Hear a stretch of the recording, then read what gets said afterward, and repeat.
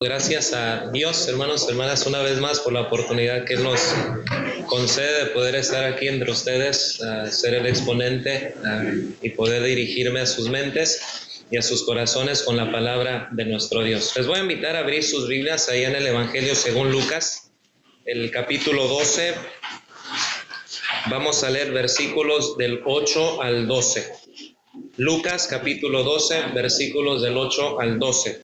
Dice la palabra de Dios: Os digo que todo aquel que me confesare delante de los hombres, también el Hijo del Hombre le confesará delante de los ángeles de Dios. Mas el que me negare delante de los hombres, será negado delante de los ángeles de Dios.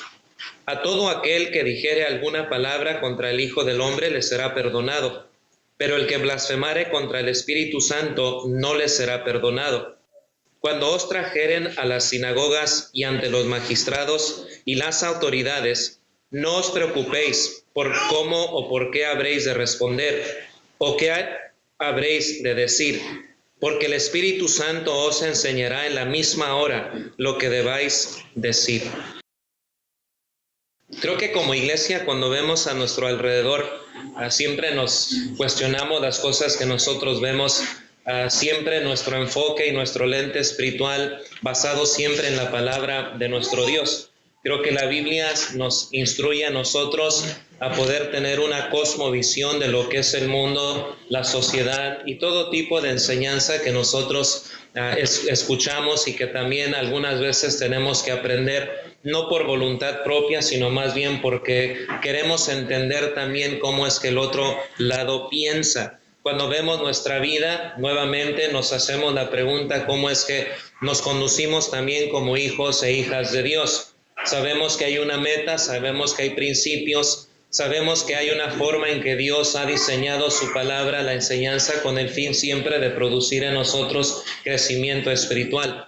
Y el desarrollo espiritual en la vida de la iglesia es algo que somos cada uno de nosotros llamados a hacer. Bien dice la Escritura: examinaos si estáis en la fe.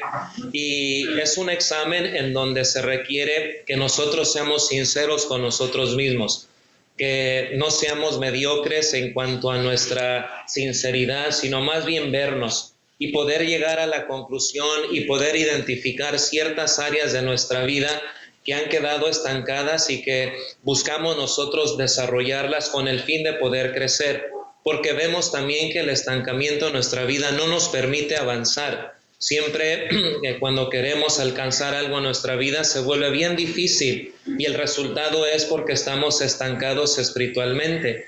Y el peligro más grande es la soberbia. Cuando queremos hacer las cosas a nuestra forma y con nuestra propia fuerza y nuestras intenciones, encontramos cierta soberbia dentro de nosotros, porque hemos entendido que separados de Él no podemos hacer nada. Hemos entendido que debemos buscar la sabiduría que viene de lo alto, y es cuando logramos y entendemos que alguien nos resiste, y ese alguien que nos resiste es Dios, porque también vemos en la Escritura que Dios resiste a los soberbios, pero que da gracia a los humildes.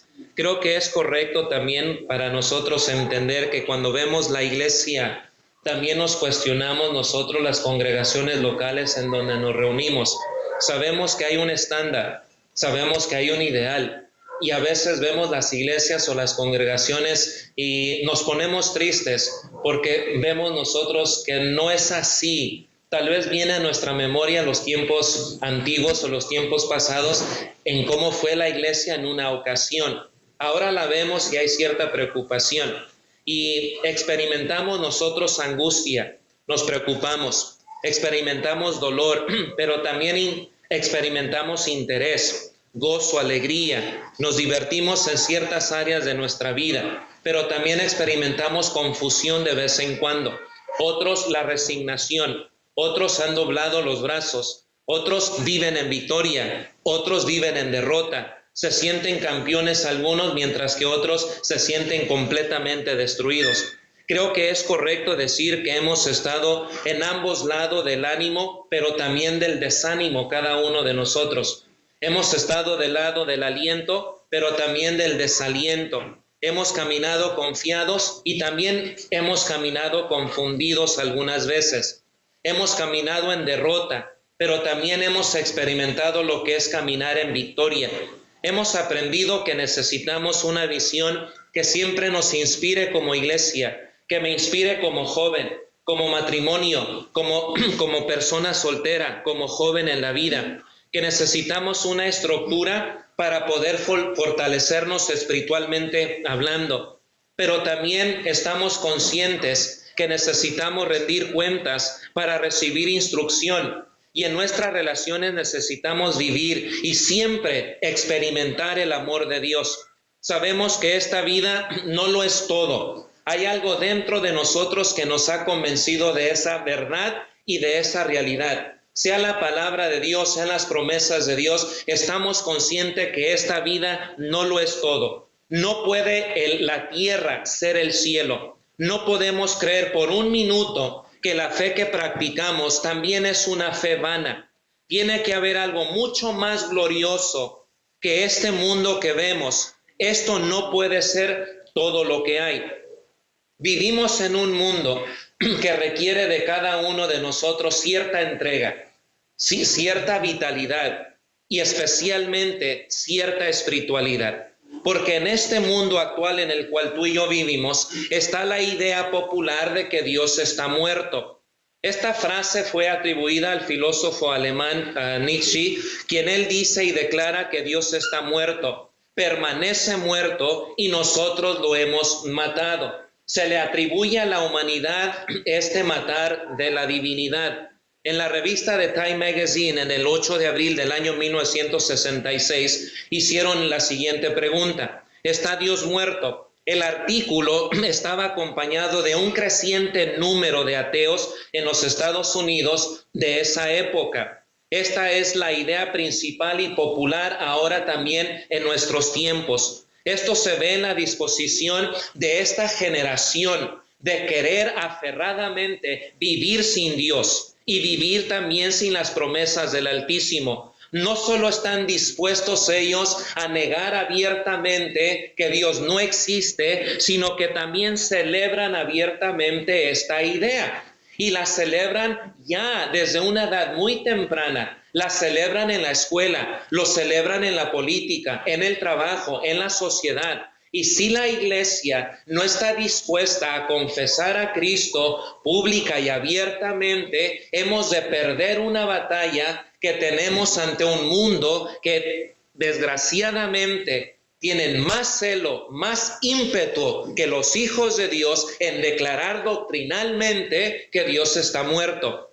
También está el poder de informar por lo visual en nuestra generación presente. Ahora se toma y se cree la verdad por lo visual y ya no tanto por lo mental, la mente. Ahora vemos, creemos y sentimos por los ojos, cuando no nos han sido destruidos por lo que ven. ¿Cuántas personas? Por las películas, por las telenovelas, los videos, que es lo que entretiene mucho a esta generación, y ahí puedes ver la influencia de Satanás, queriendo informar más por los ojos que la mente, y la razón principal, porque no quiere que los hijos de Dios ejercitemos nuestra mente. Porque Él sabe que si algo nos enseña la Escritura es que debemos renovarnos continuamente en nuestra mente, que las luchas más grandes se llevan a cabo en la mente de todo hombre y de toda mujer que ha obedecido el Evangelio. Es allí en donde debemos tener discernimiento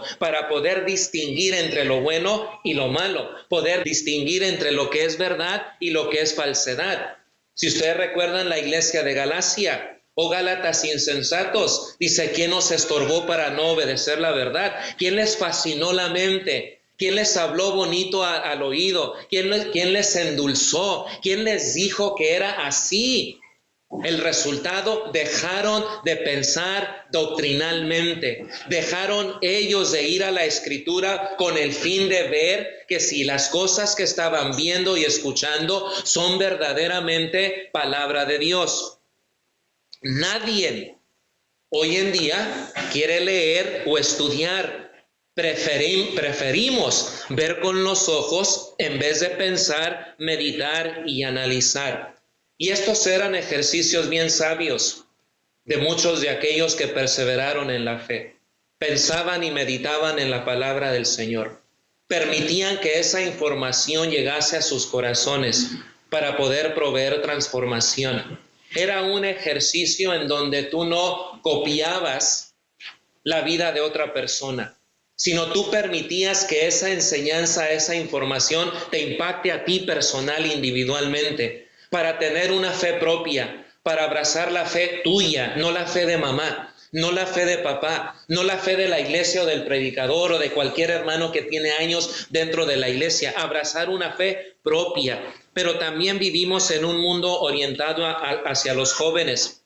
Esta es la audiencia de este país, no solamente en Estados Unidos, sino también en México, del mundo entero, la juventud. Una juventud que escucha con los ojos y que piensa con los sentimientos, es muy vulnerable a los ataques del enemigo. Una juventud que se encierra en sus cuartos a pasar horas en la computadora y que ahora ahoga también a nuestros niños muy pequeños, manteniéndolos a ellos encerrados en sus cuartos sin exponerse a la vida cristiana, sin exponerse a que ellos también se vayan desarrollando mentalmente hablando dentro de la iglesia. Estos son los puntos de ataques que como iglesia necesitamos entender, que ahora más que nunca necesitamos confesar a nuestro Señor y Salvador Jesucristo públicamente. ¿Qué vemos, hermanos, hermanas? Hemos puesto las manos en el arado. No podemos ver hacia atrás. Necesitamos ser maestros de nuestros hijos y ser maestros de esta generación. Si es que esperamos que con valentía y con coraje la juventud pueda constantemente confesar a Cristo Jesús. Debemos confesar a Jesús en la tierra si esperamos que el Señor salve a su pueblo en el día final. No debemos avergonzarnos al decirle a todo el mundo que creemos en Cristo Jesús, que servimos a Cristo y que amamos al Todopoderoso, y que ante todo nos interesa más el reconocimiento de Cristo que de los hombres. Y para esto se necesita valor, se necesita vitalidad y vigor y celo de que nos importa más a nosotros lo que Él piensa de mí, no tanto lo que piensan mis amigos o mis amigas o mis padres o cualquier persona, sino qué es lo que Dios piensa de mí como su hijo o como su hija. Él debe de ser confesado constantemente. Esto no es solo trabajo, fue trabajo, de los mártires, sino es trabajo de todo creyente, el que Cristo sea confesado. No es solo en ocasiones grandes y públicas, sino en nuestro diario caminar en este mundo que tú y yo necesitamos confesar a Cristo Jesús. El rico entre los ricos debe confesar a Cristo. El trabajador entre los trabajadores debe confesar a Cristo Jesús. El estudiante entre los estudiantes debe confesar a Cristo Jesús. En todo momento lo debe de hacer. Y no solamente ellos, el joven también entre los jóvenes debe confesar a Cristo Jesús. Todos llamados a confesar a Cristo en todos los diferentes caminos de la vida. No se requiere, hermanos, hermanas jóvenes, de tocar una trompeta, hacer ruidos innecesarios, de contar a los cuatro vientos lo que hace mi mano derecha. Todo lo que necesitas es la oportunidad de confesar a Cristo Jesús en todo lo que tú haces, en todo el trabajo o en donde quiera que te encuentres. No se requiere de tocar una trompeta. La dificultad de confesar a Cristo es indudablemente algo muy grande, pero también muy serio. Nunca fue algo fácil, hermanos, hermanas, de hacer en cualquier tiempo de la historia cristiana, desde su origen hasta el día de hoy.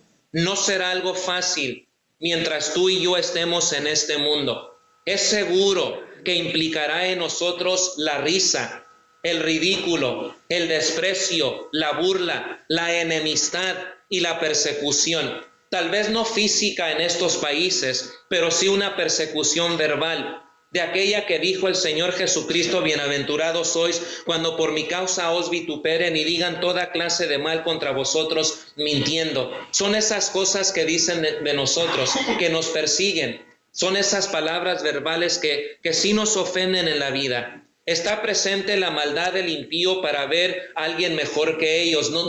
Ellos no pueden tolerar esta idea. El mundo que aborreció al Hijo de Dios sigue aborreciendo a los fieles, a la descendencia del Hijo de Dios. Si nos gusta o no, si es difícil o si es fácil, nuestro curso de atención es claro en la vida. De una manera u otra, tú y yo debemos confesar a Cristo Jesús.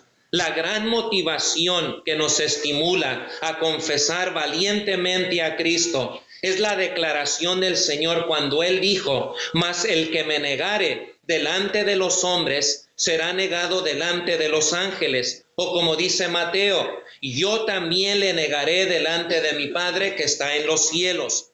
Se negará a reconocernos como su pueblo en el día final si tú y yo le negamos.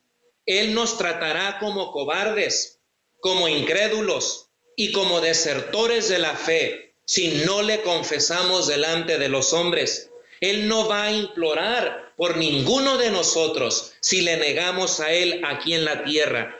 Él nos dejará recibir la consecuencia de nuestra deslealtad y la consecuencia de nuestra cobardía. Él no nos librará de la ira de Dios, nos dejará indefensos y nos dejará culpables en el juicio del día final si le negamos aquí en la tierra. Y esta era una de las motivaciones más grandes para que la iglesia reconozca que necesitamos confesar a Cristo Jesús. Si no le confesamos, Él tampoco nos va a confesar en el día final. Todo en la vida cristiana depende de este fundamento: confesar a Jesús delante de los hombres. Negar a Cristo o avergonzarnos del Evangelio nos puede obtener un poco de gloria y reconocimiento del ser humano por unos años, pero que Cristo nos niegue en el día final nos traerá perdición completamente eterna. Y sí, hermanos, hermanas, jóvenes, negar a Cristo o avergonzarnos del Evangelio, sí, es verdad, nos puede tener un poco de gloria y reconocimiento delante de los hombres. Pero el que Cristo nos niegue, la consecuencia de eso es la perdición eterna. Y eso a ti y a mí no nos conviene en lo absoluto. Confesar a Jesús es uno de los retos que toda generación tuvo que enfrentar. Y ahora toca a esta generación. El libro de los Hechos es un libro que tiene vida. Es un libro que nos enseña el impacto del ministerio de Cristo Jesús en el Evangelio de Lucas. Lucas nos enseña el impacto del cristianismo en la vida de hombres y de mujeres que abrazaron con todo su corazón la fe cristiana. Pero el enfoque principal de Lucas en todo el libro de los Hechos es que ellos le confesaron abiertamente, sin temor, entendiendo las consecuencias de su confesión. Ellos sabían que tenían amenaza de muerte. Sabían ellos que iban a ser rechazados por creer en Él. Sí nos enfocamos en los padres de familia, pero también debemos enfocarnos en los jóvenes, en los adolescentes, que al igual que Timoteo pudo aprender de una fe sincera, no solamente de su abuela, sino también de su madre. Y que llegó el momento que bajo todo tipo de presión, él tuvo que entender que aunque sea él tenga o no tenga, esté en la iglesia o fuera de la iglesia, responsabilidad de él ante Dios es confesar a Cristo Jesús. No tocar trompeta. Si es la oportunidad de caminar de la casa a la iglesia y alguien reconoce a alguien en el camino, confiesa a Cristo. No tienes que tocar trompeta. No tienes que permitir que todo el mundo te vea para confesar a Cristo Jesús. El Señor lo ve todo, lo entiende todo. Él es omnipresente. Y si algo te ha pedido a ti y a mí es que le confesemos delante de los hombres. Si es delante de un rey, hacerlo. Si es delante de una persona que no tiene ni para poder comprar un taco, pero confesar a Cristo. Si soy estudiante entre mis compañeros, confesar a Cristo. Nunca aprovecharme de las oportunidades de quedarme callado, sino brillar en medio de la oscuridad. Entender que sí va a haber desprecio, momentos de gloria si rechazo a Cristo, pero me expongo a un rechazo eterno cuando Él en aquel día me niegue delante de Dios y delante de sus santos ángeles, no me conviene como hijo de Dios. Segundo, debemos entender también que sí hay un pecado imperdonable. Dijo nuestro Señor Jesucristo en este contexto, pero el que blasfemare contra el Espíritu Santo no le será perdonado. Nada es imposible para Dios. La sangre de Cristo derramada en la cruz del Calvario nos perdona de todo pecado. Creo que como iglesia lo entendemos. Dios no echa fuera jamás al corazón contrito y humillado. Sin embargo, también existe algo que Dios no puede perdonar. Y este pecado es el rechazo deliberado de la verdad de Dios, el evangelio de salvación. Aunque la verdad está claramente en sus mentes, es un rechazo malvado en la voluntad del ser humano. De estos dijo el Señor Jesucristo, aborrecen la luz, porque aman más las tinieblas que la luz, porque sus obras son malas. Entienden la verdad, pero aborrecen la luz, porque sus obras son malas. No quieren ni por un momento entretener la idea de confesar a Jesús. Son gente mala. Su corazón son negros, son malos. Aman más las tinieblas, aman más la oscuridad que la luz. Y no vienen a la luz, porque si vienen a la luz, sus obras van a ser reprendidas y no quieren, aborrecen a la luz. Y es este tipo de persona de que el Señor Jesucristo, tanto escribas como fariseos, judíos y tantos después de la venida del Espíritu Santo, rechazan la predicación de los apóstoles. Este es un pecado al cual muchos pueden caer cuando se teme más al mundo que a Dios mismo. El hombre cuyo pecado nunca será perdonado es de aquel que nunca busca ser perdonado por la voluntad de Dios o por el evangelio de Cristo Jesús. Y estas personas que jamás buscaron confesar abiertamente a Cristo, de ellos, dice el Señor Jesús, jamás les será perdonado, ni en este siglo, ni en el venidero. El mismo fuego que derrite la cera, endurece también el barro. Y esto es algo a lo cual todos nosotros somos llamados a meditar. Número 3, debemos como creyentes no preocuparnos mucho por lo que tú y yo hemos de decir.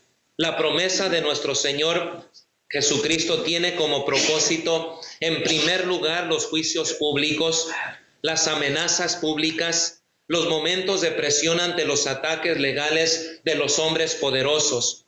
Es una promesa de saber que en esos momentos el Espíritu Santo les guiaría a confesar a Cristo y a responder con denuedo. Lo que os fuere dado, eso hablad, porque no sois vosotros, sino el Espíritu Santo. Primer lugar, se aplica en el caso de los apóstoles, en el caso de la iglesia primitiva ante estos juicios legales, en donde dependía una confesión, si Cristo es el Señor o si César es el Señor.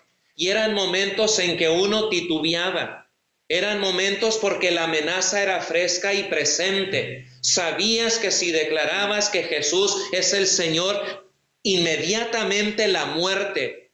Estaban conscientes ellos. Nos dice Eusebio, el historiador de la historia primitiva, dice él que habían momentos en donde, encontraban a unos 5 creyentes, los llevaban a los tribunales y los obligaban a confesar que César es el Señor. Bueno, en sus inicios, nos dice Eusebio, de que algunos cedían a la tentación y decían que César era el Señor. Pero también decía él que de los 5, había uno que no. Había uno que declaraba que Jesús era el Señor. Y le golpeaban duramente. Bueno, al soltarlos a todos, el que había sido golpeado regresaba a los suyos, a los creyentes. No muchos minutos después, regresaban los otros 4. Y cuando este que había confesado a Jesús miraba que habían regresado los 4, ¿saben cómo se contestó en el primer siglo? Decían, estas son mis marcas, ¿dónde están las tuyas? Fue una forma de poder identificar la sinceridad de los creyentes del primer siglo. Bien dijo el apóstol Pablo, de aquí en adelante nadie me cause molestias, porque yo traigo en mi cuerpo las marcas del Señor Jesucristo. Son marcas que ponen en evidencia una confesión pública. Jesús es el Señor. Y tenían todo el derecho de decir, ¿y tú qué? Estas son mis marcas. Estábamos presentes. A los dos nos dijeron, yo no negué, tú sí negaste. No, yo también confesé a Jesús. ¿En dónde están tus marcas? ¿En dónde están? Algo muy difícil. Pero cada generación, hermanos, hermanas, somos confrontados por ese tipo de amenaza. Tal vez la amenaza no sea una amenaza de muerte, sean otros tipos de amenazas, o sea el hecho de no querer ser avergonzados, sea el hecho de querer nosotros entablar una conversación y ser parte del grupo social. Pero sabemos que ser cristiano es algo que ellos rechazan y preferimos nosotros quedar callados. Aquí le confesamos, aquí le cantamos. Aquí nadie tiene temor o se avergüenza de Cristo, del Evangelio. La invitación no es aquí, sino delante de los hombres. La invitación a todo creyente es delante de los hombres. ¿Cómo es que tú confiesas a Cristo delante de los hombres? De eso se trata. Esta oportunidad es para fortalecernos, para animarnos, para poder convivir entre los jóvenes y decir en qué áreas estás batallando, en dónde te encuentras débil, cómo podemos orar por ti para que cuando salgamos de este edificio, nos salgamos cada uno de nosotros con esa forma de pensar, de confesar a Cristo. ¿Cómo están los matrimonios en la iglesia? Ellos salen y ellos necesitan confesar a Cristo públicamente ante los hombres, porque los hombres los están viendo. Así como el pueblo de Israel, los profetas exhortaron duramente al pueblo y dicen, pueblo, el mundo te está viendo, el mundo está observando cómo tratas a la viuda, cómo tratas al huérfano, al que no tiene con qué comer, el mundo te observa. Y si algo fueron exhortados el pueblo de Israel por los profetas, es tratar bien a la viuda, tratar bien al huérfano, porque el mundo el mundo nos ve, el mundo nos observa. Y una buena pregunta que podemos hacer es, ¿dónde están tus marcas? Hay jóvenes que vienen, hermanos, a la iglesia cansados, no tienen fuerzas, y a veces aquí dentro de la iglesia se habla de todo menos de Cristo, cuando se deja la enseñanza o la predicación. Tenemos que entender que estamos en una lucha, y que en aquel día la confesión pública de Jesús ante el Padre y sus santos ángeles depende mucho de que tú y yo le confesemos aquí en la tierra. Es una promesa de saber que en los momentos más difíciles no nos preocupemos mucho de lo que hemos de decir. El Espíritu Santo nos dará palabras, el Espíritu Santo nos recordará aquellos textos de memoria que nos hemos aprendido. El Espíritu Santo nos traerá a la memoria aquellos mensajes que nos alimentaron.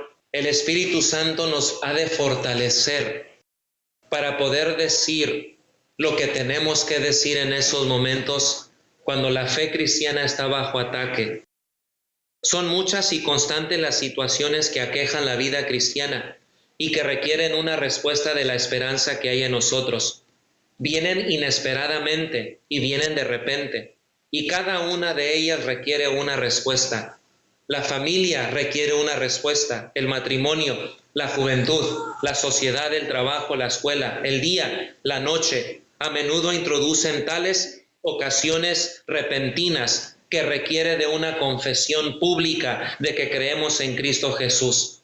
Hablar de Jesús, el Evangelio, hablar del pecado, del juicio venidero, del perdón divino, de la misericordia de Dios, de la santidad de Dios, de la soberanía de Dios. Todas estas enseñanzas son confesiones que podemos hacer de Cristo Jesús porque todas están relacionadas con Él. Y nunca debemos de avergonzarnos de Él, ni de los miembros de la iglesia, como el apóstol Pablo le dijo a Timoteo, no te avergüences de dar testimonio, no solamente de Cristo, sino de mí. No te avergüences de dar testimonio, que no te dé vergüenza de aquellos hermanos que tú sabes, si los acompañas en el camión, si los acompañas en cualquier lugar, sabes que van a hablar de Cristo. Y a veces no los acompañamos porque nos da vergüenza, nos da pena. Vamos con los jóvenes, pero voy con los jóvenes que cuando se trata de orar por los alimentos, nadie ora. Y si oran todos con los ojos abiertos, porque me da vergüenza. Son esos momentos en que debemos nosotros de decir, este es un buen momento de confesar a Cristo. No soy un elocuente predicador, pero soy un hijo de Dios que puede confesar a Cristo públicamente y orar por los alimentos. Soy un hijo de Dios que puedo acercarme a aquel matrimonio que tiene problemas y hablar de Dios sin tener temor. Soy un cristiano que no importa en dónde esté en la escuela, si un compañero de trabajo ha perdido a un ser querido, puedo acercarme a él, abrazarlo y decirle que en Cristo hay paz y en Cristo hay esperanza. Así puedo confesar a Cristo. Que les pueda dejar ese retrato mental en sus mentes y en sus corazones. Que de todos aquellos que niegan a Dios, por lo menos el que confiesa a Cristo practica lo que cree. El que confiesa a Cristo tiene amor.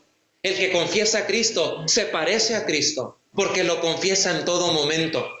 Si no es una persona que viste bien, no es una persona que tiene un vehículo del año, pero es alguien que tiene un corazón y lo demuestra. Es una persona que cuando habla de las cosas de Dios. Me deja cautivado por sus palabras, por su ejemplo, por la manera en que se conduce como un hijo verdadero de Dios. Sí recibe crítica. Muchos se burlan de él, de ella o de ellos. Aquí vienen, ahí vienen. No los invites, son unos aguafiestas. No puedo hablar libremente, decir mis malas palabras, porque aquí está este. ¿Y eso qué? Ahí vamos a estar. Porque el cristiano que confiesa a Cristo es conciencia para aquellas personas de que el ser humano sí puede cambiar. De que el hombre, por muy mal hablado que sea, su vocabulario puede cambiar. Porque ejemplo tienen en nosotros. Que un ser humano puede tener buenos principios, porque nosotros como cristianos los tenemos. Una persona que no tiene temor de la vida, porque lo mejor que le puede pasar al Hijo de Dios es descansar aquí y estar en la presencia del Todopoderoso. Saber que si vengo en la iglesia, le voy a alabar con todo mi corazón. Mi mente va a estar presente, mi corazón y mi cuerpo van a estar presentes. Le voy a confesar. Y al salir de aquí, la confesión continuará, porque no tememos nosotros a lo que los hombres digan de nosotros. Nos interesa lo que el Señor ha de decir de nosotros. Y qué bendición que en aquel día el Hijo de Dios, el Salvador del mundo, confiese mi nombre delante de su Padre y delante de sus santos ángeles. La confesión de Jesús, de mi persona, de tu persona, es una confesión motivada porque tú le confesaste aquí en la tierra, porque tú no te avergonzaste de ser llamado hijo o hija de Dios. La confesión de Jesús será una confesión de orgullo, de saber que su hijo y su hija, por muy difícil que se encontró en varias ocasiones, jamás negó que tenía a un Padre todopoderoso y a un hermano mayor al cual le conoce como Jesucristo, su hermano. Tenemos que hacerlo. Hay muchos que niegan a nuestro Padre. Hay muchos que se ríen de nuestro Señor y Salvador Jesucristo. Hay muchos que tienen un concepto muy bajo de la iglesia del Señor. Solo hay una forma de cambiar todo eso, que desde el más pequeño en Cristo hasta el más grande, todos comencemos a confesar a Jesús. Que el Señor es el Señor de nuestras vidas.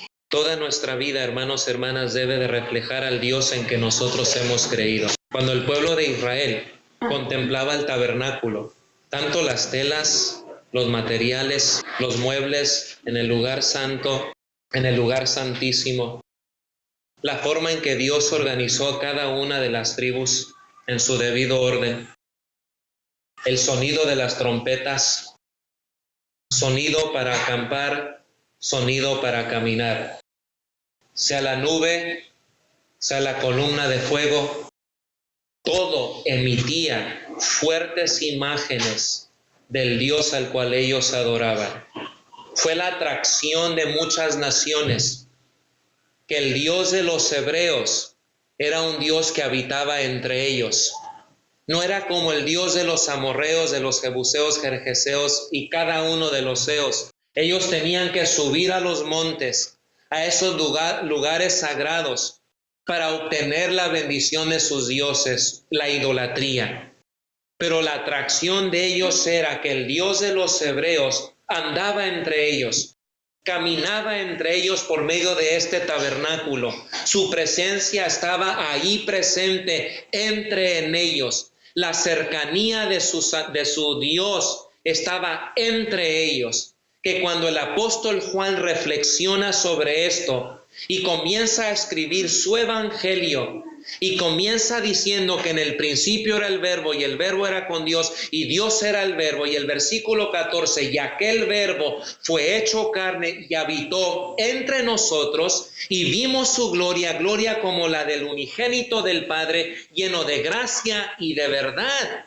Juan nos dice que ellos no pudieron callar de lo que vieron, de lo que escucharon y lo que palparon tocante al verbo de vida. Ellos reconocieron que lo más grande en la vida del ser humano es confesar a Jesús y vivir en los caminos de Jesús, porque Él es el único que les ha prometido que donde Él está, ellos van a estar también. Y tú y yo, como la iglesia del Señor, nuestro trabajo y nuestra labor ahora, hermanos, hermanas, es confesar a Jesús. No solo aquí, es allá, entre los hombres, entre tus amigos, entre tus parientes, entre los trabajadores con que trabajas junto a ellos, entre los estudiantes. Entre ellos debemos confesar a Jesús. Si tu novia no es cristiana, bueno, pues para comenzar, pues ya tu mente se va y no es una y se yugo desigual con los incrédulos. Pero si ella no es cristiana, entre ella a ella debes de confesar a Jesús. Si están todos en un carro, son tus primos, ninguno es creyente y tú sí eres, es entre ellos que debes de confesar a Jesús. ¿Qué les debo de decir? ¿Que soy cristiano? No necesariamente. Con tu forma de vivir. No participes en sus conversaciones, porque las malas conversaciones corrompen las buenas costumbres. No lo hagas. Ten límites en tu vida. No las cruces. Y si te demandan una razón de la esperanza que hay en ti, entonces sí, hablarles de Jesús, de su amor y de su misericordia. Pero también diles que Jesús no tendrá por inocente el culpable y que horrenda cosa es caer en manos de un Dios vivo. Por eso, si oyeres hoy su voz, no endurezcas tu corazón. Ven a Cristo, porque hoy es el día de salvación. Entre los hombres debemos de vivir como cristianos. Ahí está la lucha. Con ese familiar difícil, entre él debemos confesar a Cristo en todo momento. Porque si no lo hacemos, Él tampoco nos va a confesar delante de su Padre y delante de sus santos ángeles. ¿Cuántos no hemos sido culpables de no confesar a Cristo? ¿A cuánto no nos ganó la vergüenza? ¿Cuántos quisimos guardar nuestra vida? Que no nos señalen, que no nos digan tú eres cristiano. ¿Cuánto nos quedamos callados cuando cuestionaban el cristianismo? ¿Cuántos nos hemos reído de los chistes que han hecho de Dios, de Cristo, de la iglesia? Y nos reímos porque queremos ser parte de ellos. ¿Cuántos no hemos caído simple y sencillamente por no querer confesar a Jesús? Hermanos, ¿cuántos nos avergonzamos de nuestros padres jóvenes? Nos avergonzamos de ellos. Nos avergonzamos del predicador, nos avergonzamos del matrimonio que ama mucho a Dios. Nos avergonzamos de la Biblia, la palabra de Dios. Son tantas las cosas. Es por eso que somos llamados por Dios a tener fuerza, a tener valor, de nuevo, y nunca avergonzarnos de Él. Hay que confesar a Cristo abiertamente, sin temor, en todo momento, porque Él es nuestro Salvador. Y algún día, hermanos, hermanas, algún día tu nombre va a ser confesado y te dirá: venid, bendito de mi Padre. En lo poco me fuiste fiel, yo en lo mucho te pondré. Entra en el gozo de tu Señor. Vengan, benditos de mi Padre, porque cuando tuve sed, me dieron de beber. Cuando tuve hambre, me dieron de comer. Cuando estuve enfermo, me visitaron. Cuando estuve en la cárcel, vinieron a mí. Muchos le dirán: Señor, ¿pero cuándo hicimos esto? Por cuanto lo hiciste a uno de estos mis pequeños, a mí me lo hiciste. De eso se trata, confesar a Jesús. Con el simple hecho de darle un vaso de agua a una persona, dijo el Señor Jesucristo, de cierto os digo que recibirán ¿qué? Recompensa.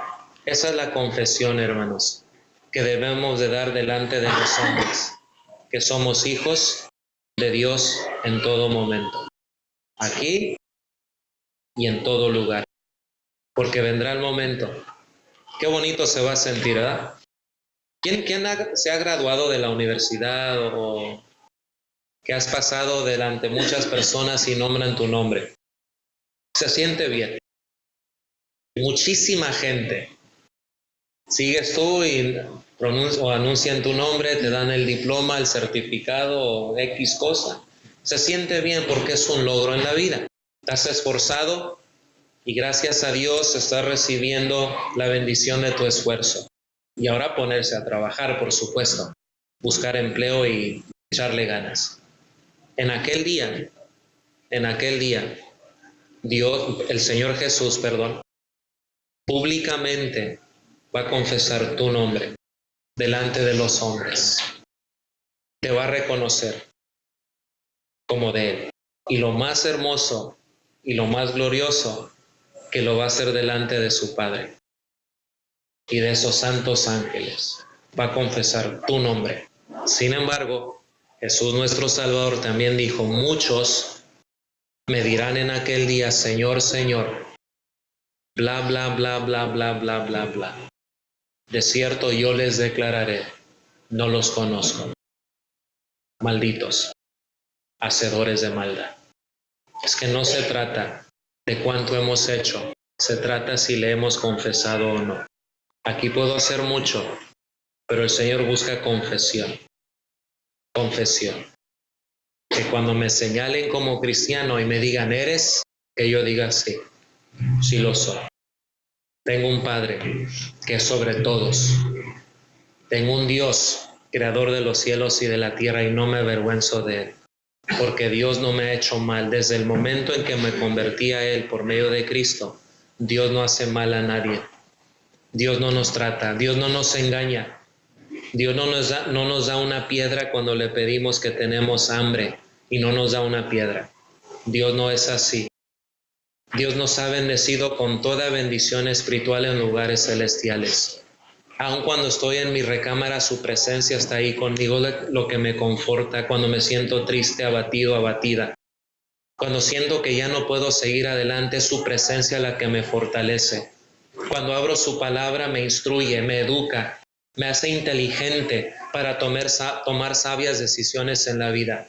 ¿Cómo puedo pagarle mal? ¿Cómo puedo negar a aquel que me ha bendecido ni puedo comprender?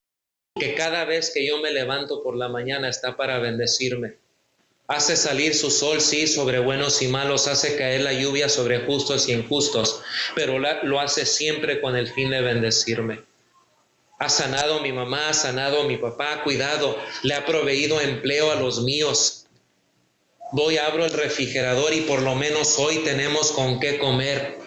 Cuando hay necesidad, la iglesia viene y nos abraza. ¿Cómo puedo negar a aquel que me ha bendecido tanto, a mi familia, a los míos? No puedo, ni puedo entretener la idea de negar al Todopoderoso. Al contrario, me da alegría porque Él me dice y me invita y me manda a confesarlo a Él delante de los hombres. Que cuando estoy entre mis amigos no encuentro la oportunidad para hablar de Cristo.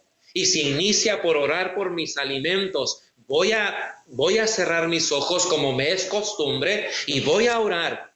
Sí, no voy a levantar las manos y hacer mucho ruido, no voy a hacerlo y sé que me van a observar. Lo voy a hacer con ese propósito. Mientras todos hablen malas palabras, mi vocabulario va a ser uno de honor y de respeto, para que reconozcan que soy hijo de Dios. Es que es una lucha. Mientras ellos niegan a Dios por sus hechos, yo lo voy a confesar con mis hechos. Y vamos a ver cómo nos va. Así como Elías, ¿se acuerdan en una ocasión? Vamos a ver quién es Dios. Vamos a ver. Bueno, hay que confesar a Cristo. Jóvenes, hay que confesarlo públicamente en toda nuestra manera de vivir. ¿Saben por qué? Porque Él los va a confesar en el día final. Él nos va a reconocer. Iglesia, matrimonios, hermanos, todos somos llamados a confesar a Él. Si alguno no ha venido a los pies de Cristo, si alguno no ha obedecido el Evangelio de salvación, yo te invito hoy que públicamente confieses que Jesús es el Señor y seas bautizado en el nombre del Padre y del Hijo y del Espíritu Santo para el perdón de tus pecados y para que recibas el don del Espíritu Santo. Y tu nombre sea escrito en el libro de la vida. Y que cada vez que tú vayas al Padre pidiéndole, Padre nuestro que estás en el cielo, tu Padre te escuche. Porque el Padre conoce la voz de sus hijos y los hijos conocen la voz de su Padre. Y le confesamos públicamente. Si quieres hoy obtener la salvación de tu vida, yo te invito mientras cantamos un himno de invitación a pasar al frente y confesarle públicamente que Jesús es el Señor. Y a ti, hermano, hermana y joven, se requiere valor.